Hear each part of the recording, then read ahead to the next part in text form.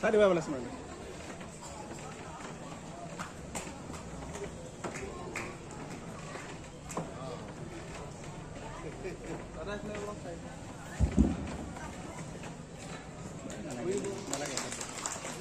আমাৰ মধ্যে উপস্থিত থাকা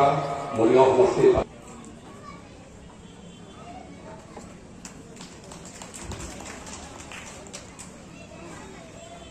আমাৰ আমন্ত্ৰণ ৰক্ষা কৰি আমাৰ তাই শ্ৰদ্ধাৰ মৰিগাঁও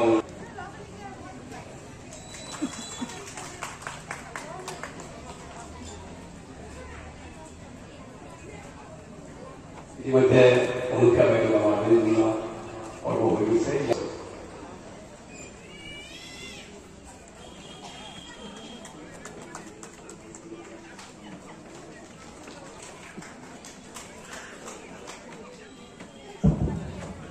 কিৰতপুৰৰ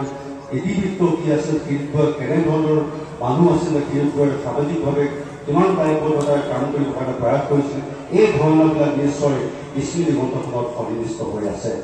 গতিকে আজি সমগ্ৰ অসমৰ বিভিন্ন প্ৰান্তৰ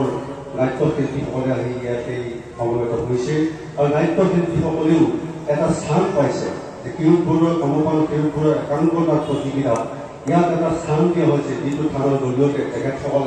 তেখেতসকলৰ নিজা প্ৰতিভা বিকাশ কৰাৰ বাহিৰেও এই সাংস্কৃতিক জগতখনক মহিয়ান কৰিবৰ কাৰণে অসমবাসী সমগ্ৰ অসমত বসবাস কৰা বিভিন্ন জাতি জনগোষ্ঠীৰ মাজত থকা যি নেতিবাচক আৰু ইতিবাচক দিশ, এই সকলোবিলাক দিশ সমৃদ্ধ কৰি তেখেতসকলে এই নাটকৰ জৰিয়তে আমাক উপস্থাপন কৰি এটা দিশ নিৰ্ণয় কৰিবৰ কাৰণে তেখেতসকলে নিশ্চয় আমাক পৰামৰ্শ আগবঢ়াব আৰু সেই দিশবিলাককে আমি অনুকৰণ কৰি নিশ্চয় আমি অনাগত ভৱিষ্যতৰ দিনত আগবাঢ়ি যাব লাগিব।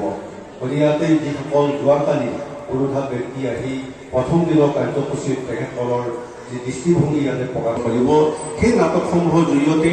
আমি সামাজিকভাৱে বা সাংস্কৃতিকভাৱে আগবাঢ়ি যোৱাৰ ক্ষেত্ৰত বা অন্য দিশেদি বা অৰ্থনৈতিকভাৱে আগবাঢ়ি যোৱাৰ ক্ষেত্ৰত যি তেখেতসকলে নেতিবাচক দিশৰ জৰিয়তে নাটকৰ ভংগীমাৰ জৰিয়তে তেখেতসকলে যিখিনি প্ৰকাশ কৰিব, সেই প্ৰকাশভংগীখিনিকে যদি আমি হ'ব।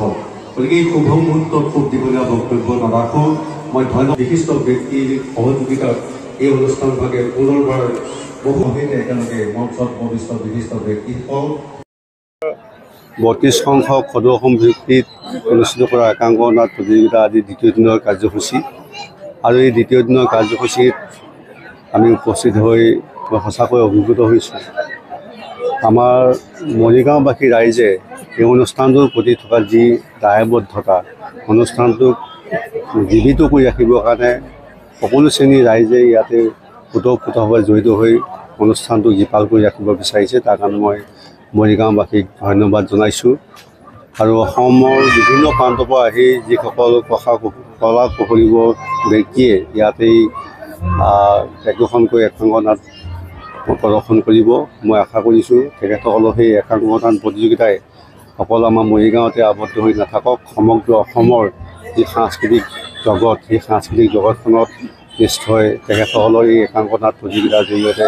এটা ইতিবাচক দিশ উন্মোচিত হ'ব বুলি মই আশা প্ৰকাশ কৰিছোঁ। গতিকে আজিৰ এই অনুষ্ঠানভাগে